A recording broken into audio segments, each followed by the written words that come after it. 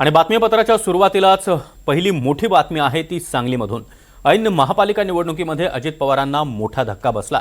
राष्ट्रवादीचे उमेदवार आझम काझी यांच्यावर हद्दपारीची कारवाई करण्यात आली आहे। ऐन प्रचाराच्या रणधुमाळीमध्ये आणि उद्या मिरजेमध्ये उपमुख्यमंत्री अजित पवार यांच्या दौऱ्याच्या पार्श्वभूमीवर ही कारवाई केल्यामुळे पक्षाला मोठा झटका बसला।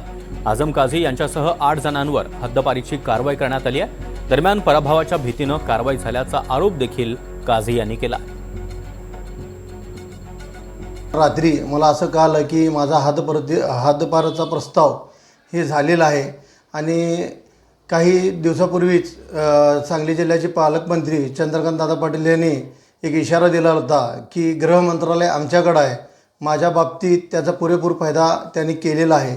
तर वाडा क्रमांक 6 मधली मायबाप जनता मी असो किंवा नसो याचं उत्तर धनशक्तीच्या विरोधात जनशक्ती हा उत्तर 16 तारखेला निश्चित माझ्या वार्डातली मायबाप जनता देतील असा मला ठाम विश्वास आहे।